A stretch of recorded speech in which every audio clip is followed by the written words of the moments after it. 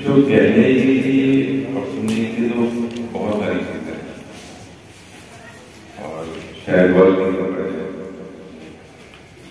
मैं कुछ चीजें आप लोगों से कहा, आप लोग खुद नहीं कर सकते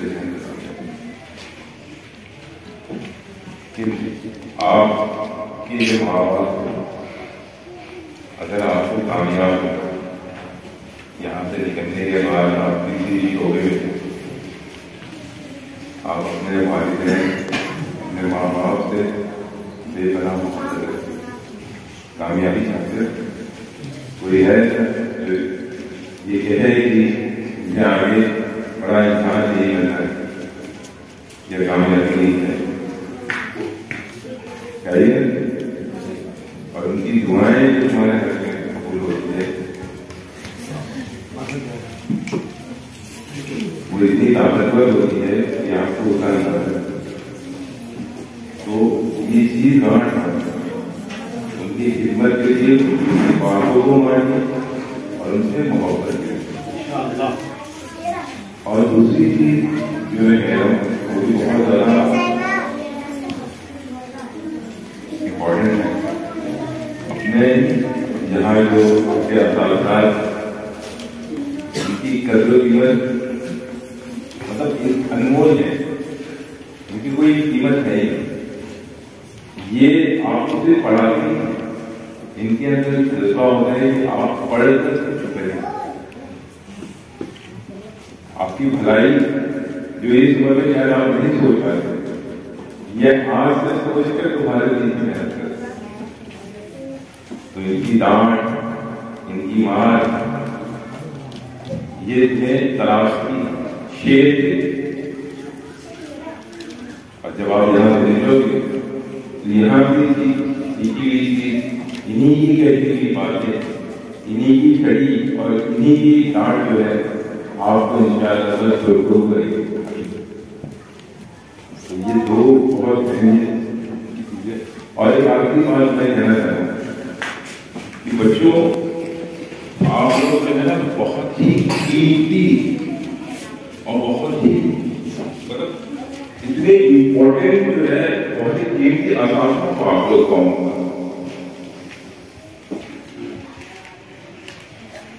पढ़ना जरूरी है, घर जिम्मेदारियां जरूरी है, लेकिन हमारी सोच बननी है, हमारी एक मेंटालिटी बननी है कि हम सिर्फ अपनी जिम्मेदारियों की बंदे रहें। तो सिर्फ जिम्मेदारी अपने घर की ना समझो। आप लोग अगर आप जिम्मेदारी से घर की समझोगे तो आपका माइंड, आपका दिमाग तय हो जाएगा कि मुझे 15 या 30 हजार रुपये कमाना है, अपना घर कराना है, दिखाई आसानी से करके आप तारीख उठाइए, ज्यादा नहीं, आप 100 साल के अंदर ही चले आपको APJ अब्दुल कलाम मिलेगा, मौलाना अब्दुल कलाम आजाद मिलेगा। ऐसे हजारों हस्तियां हैं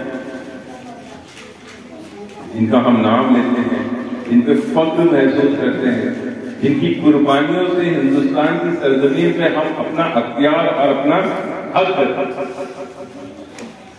तो कहना सिर्फ ये चाहता हूं कि आप लोग सोच को बड़ा करें, हर शोबे में महारत रखें। मेरे कई दोस्त हैं, शाहिद, एक एडवोकेट शाहिद है हमारे दोस्त, उन्होंने काफी केस जो है लड़ा है और जो अननेसेसरी लोगों को गिरफ्तारी कर ली जाती है मजहब के की वजह से, उनका कई केस है। उन्होंने जो है आजमगढ़ से जो है हिफ्ज किया था और आलिम किया, और उन्होंने कई लोगों के मसले मसाइल फोन पे जो है डिस्कस करके बात करके उनको तरीके बता के सही रास्ता दिखा के मसले मसाइल बहुत सारे हैं और अभी भी करते रहते हैं। तो आप अगर कोशिश करेंगे, देखिए मैं ये सब इसलिए कह रहा हूँ क्योंकि जब जज्बा पैदा होगा, जब आप अपना गोल सेट करेंगे, एक एम सेट करेंगे कि नहीं हमें यहां तक पहुंचना है, हमें हिफ्ज करने के बाद या आलिम बनने के बाद हमें कहां पहुंचना है, आप एक गोल सेट करें। आप घर जाते हो, मदरसे से निकलते हो, घर जाते हो, मुझे बताओ जब आप मदरसे से निकलते हो तो आप मदरसे से निकलने से पहले अपने दिमाग के अंदर एक गोल सेट करते हो ना, एक एम कि मुझे अपने घर पहुंचना है, ठीक है। उस हिसाब से आप लोग रास्ता तय करते हैं, आपको पता है कि घर जाने के लिए रास्ता कौन सा, उस रास्ते में चलते हुए आप अपने घर पहुंच जाते हैं, ठीक है। उसी तरीके से दिमाग के अंदर एक गोल सेट करना है कि हमें बनना क्या है,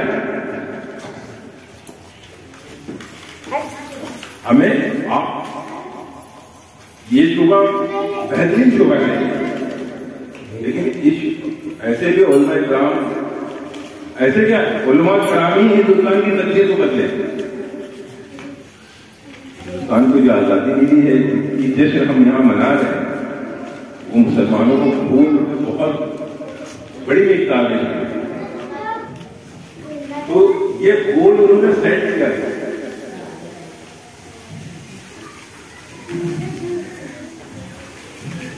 तो मैं वही कह रहा हूं कि अपनी वक्त को बिल्कुल भी जाया ना करें।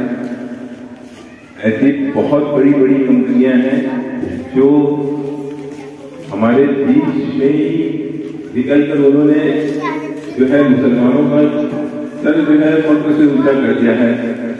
विप्रो कंपनी है, बहुत बड़ी कंपनी, बहुत बड़ी कंपनी है।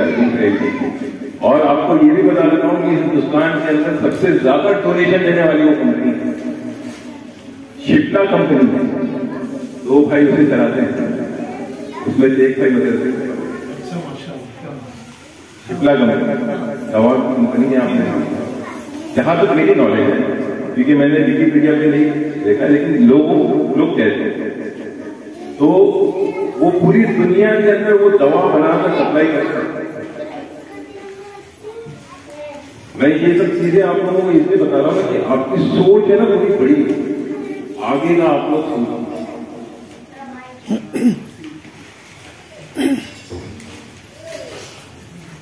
क्योंकि हम वो कौन है कि हमने पूरी दुनिया पे हुकूमत की, हमने कुछ तो दुनिया हासिल किया, ठीक है। मेरी बात समझ में आ रही है सबको? कोई है ऐसा जिसे मेरी बात नहीं समझ में आ रही? तो मैंने तीन चीज कही। क्या कही? पहली चीज क्या कही मैंने? जोर से बोलो, माँ बाप, ठीक है। उनकी दुआओं और उनकी खिदमत की बजाय कुछ हासिल नहीं होती, ठीक है ना।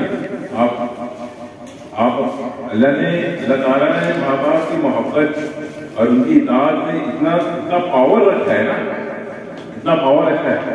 यकीन मानो, मैं मेरी बात करता हूँ, मैं तो मुझे इतना इल्म नहीं रहती है तो बात करके देखा जाए, लेकिन मैं उलझन में रहता हूँ या मैं किसी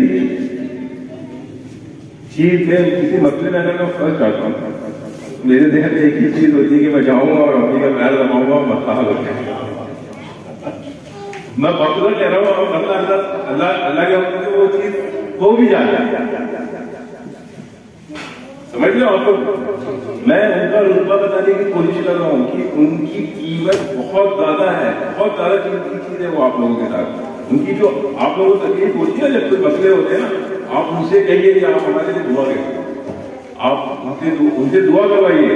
आप दुआ करिए कि हम बहुत अच्छे नंबरों से पास हों, आप उनसे दुआ करवाइए कि हमारे जहन को अल्लाह ताला खोल दे। उनकी दुआएं आप लोगों को बहुत तेजी से खुलता होते, उस्तादों से भी कहिए, ठीक है। दूसरा मैंने कहा था उस्ताद की अहमियत, ठीक है ना। माँ बाप के बाद अगर कर्जदार है तो उस्ताद के, अगर उस्ताद नहीं होते ना मैं यहाँ नहीं, आपके असरदार भी यहाँ नहीं,